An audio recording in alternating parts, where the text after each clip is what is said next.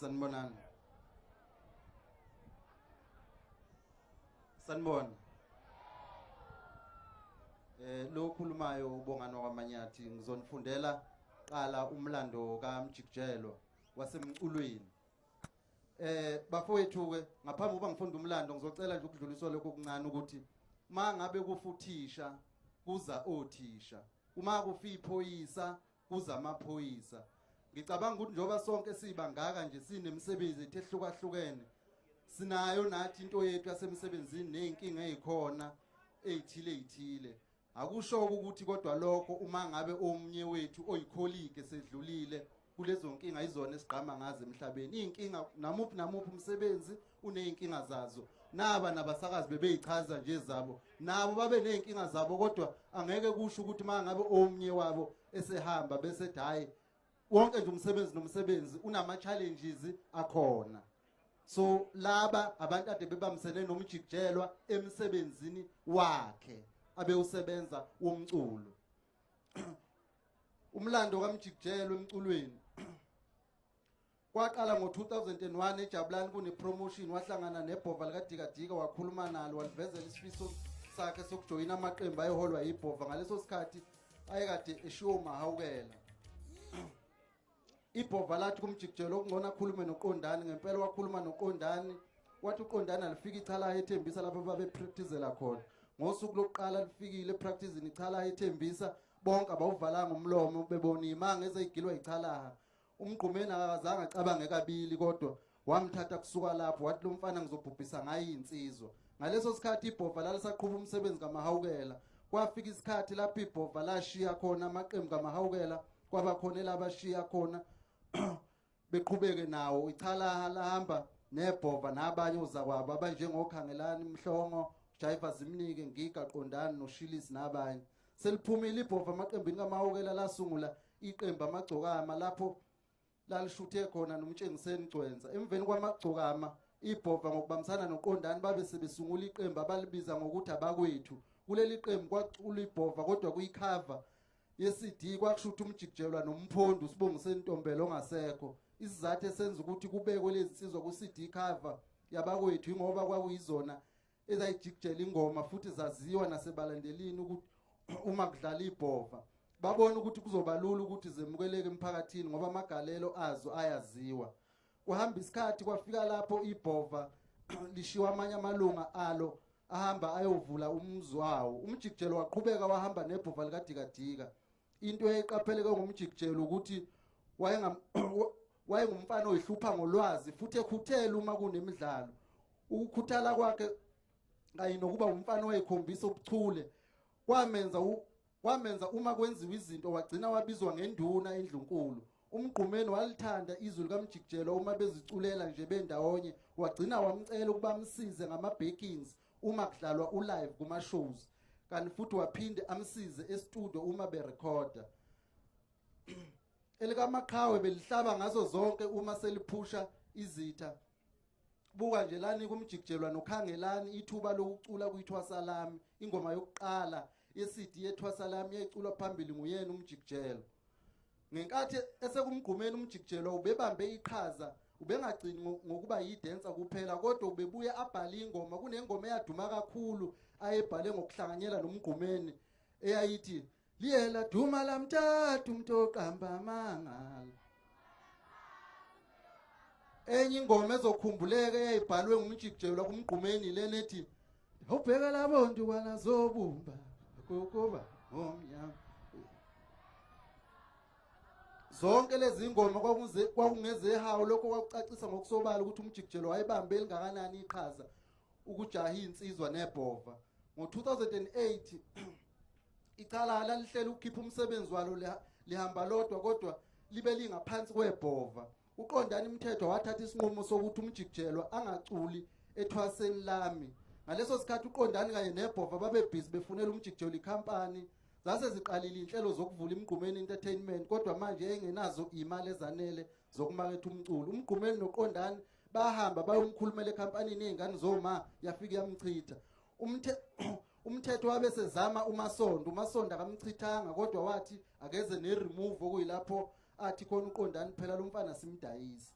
waphetha ngokungayi kumasondo ngokubona ukuthi Ngubane Entertainment ayikabi namali uqondana nebhova babe sebethi uMjikjelwa akayifunele yena ikhampani kodwa afike khona ayimele angalinga abe ngaphansi komuntu bathi kuyena kuleyo company ayazisa uMjikjelwa ukuthi bayiboleka nje yena bazomlanda futhi Ngubane Entertainment mangabe isisimeme nangempela wayithola iAmon Music wafika wamukeleka ngezandla ezimhlophe leka Sixhobo Mpungose lo bebuzwa uNtshatha la okuyena ke umuntu owamukela wathemba isiphiwo sika Mjikjelwa waveza ikhono lika Mjikjelwa uyena umuntu owaveza uMjikjelwa emculweni uSixhobo Mpungose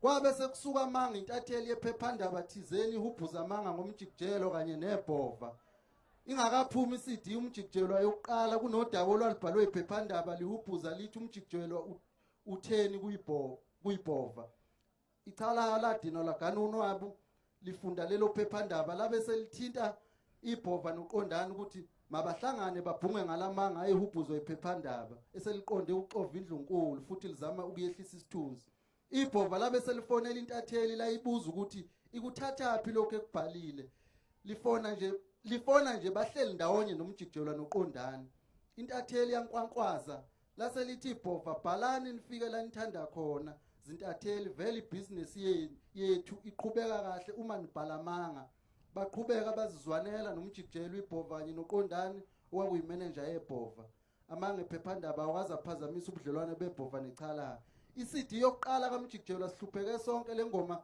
yadidi intatheli yagcina isihlaziya into engekho kwayiholela ekutheni igcine isibika manga lengoma yayinenhlamvu ezithi kwakumnandi kabe sindawonye nawe dlamanzi sasishaya ingoma njalo thina izinsizwa sihlangene kwafika umona wasixabanisa kwafika umona wasihlukanisa bhekana namhlanje thina asisezwani nomunye wenziwe kwakhe abavumayo bethi iminyaka eminingi sihlupheke sonke abaningi bayasazi singenamali sishebeleza sishaya insizwa kule ngoma uMjikjelwa wayexoxela uthisha wakhe uMgqumeni ekhumbula izikhathi ezimnandi behlupheka kanye nezikhathi ezinhle beshawa yinsizwa umona lona okuthiwa wafika kwakucikozwa kwakushiwo umuntu empeleni wayefuna ukuhlukanisa ibhova noMjikjelwa engafuni ukuthi uMjikjelwa abe ngaphansi kwebhova from 2009 okaMtikila esezimela akaphindanga wahlehlela emuva wabe sesungula iqembu omenzelwa leli gama omenzelwa lalijwayele ukusetshenziswa izitha zebhova uma zifuna ukuqeda oMjikjelwa kanye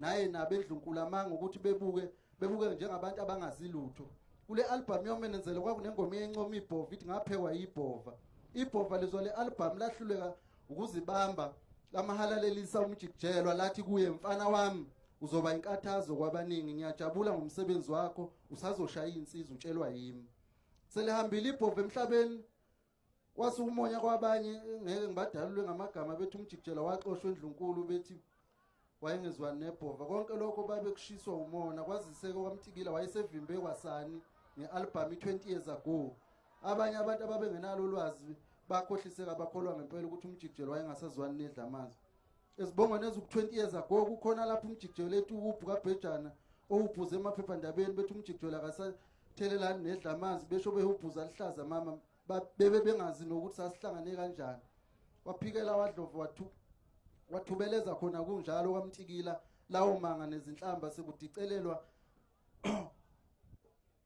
kwangamthena amandla kuze kube namhlanje ngokungayisabi inselelo futhi ethanda impumelelo nama challenges in life wabe sesungula ikhampani yakhe iMjikjelwa Music Production esekhona kuze kube yimanje futhi esikhiqiza abaculi abaningi njengoba uMgqumeni kwakunguyena umculo wayeqoqobele isihlalo sobukhosi kuMaskandi uthe uma isedlule emhlabeni uphelile unyaka engekho umculo obizwa ngenkosi yoMaskandi uthe ngonyaka ka2011 amagalelo ecala abesaziwa yiwo wonke umuntu ongumlandeli kaMaskandi futhi bese livaliswa namafestival amakhulu njoba kadesha uNtshatha okungamangazanga ukuthi abalandeli bomculo kaMaskandi bambeke esihlalweni sobukhosi waba inkosi yoMaskandi ebusayo okuze kube yinamhlanje sabusa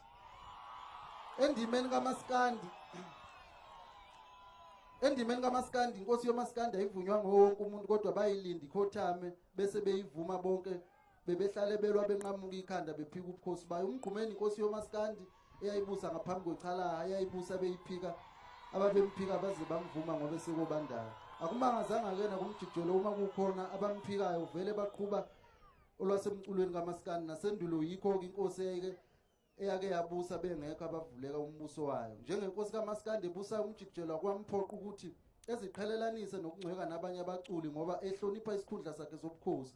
Umdlalo kaMangcofa wawuyeka ewuyekiswa isikhundla sakhe sobukhosi. Inkosi kumele izihloniphe futhi ibe isibonelo kubaculi.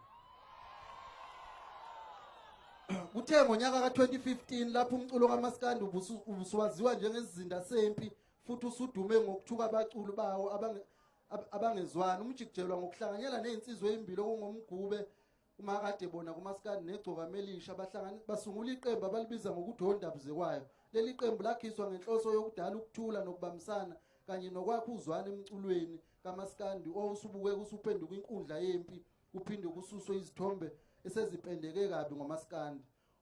Umphumela wokuhlangana kwethalana lezi insizwa washeshe wabonakala ngoba ukusuka lapho livele landa izinga lokupikana kwabaculi ingomeni. Ubengumculi oqashwa kakhulu kunabanye futhi kunguyena umculi obukeka ephumelele kulomculo.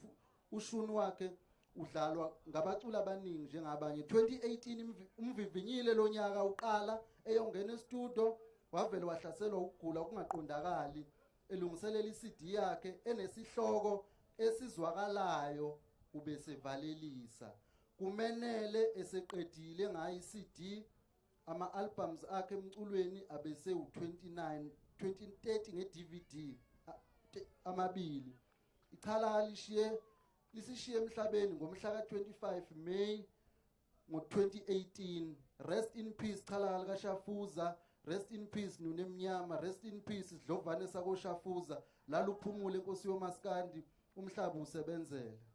Usebenze nabaculi abaningana okubalwa uSimonyo, igeza lakwamgube, amafika lishona, uDulas Magubane, uPhiwa Amanqele, uShwini Umtekhala, igcoka melisha, umnikezo, Qondani Mthethwa, Lihle Xhakaza, uSigabiso, Umfani, Umroza Fakuda, abafana bakaMgqumeni, uJaiva, uKhangelani Imfezi Emnyama kanye nabanye. Ama-awards abenawo waba uyiSatma Best Popular Song 2011, Sava Best Maskandi 2013, Best Song of the Year kuMantshontsho 2016. Okunye akuzuzwe emculweni walala isibili emncintiswaneni welanga kumahe wathola amavoti angaphezulu ka120,000.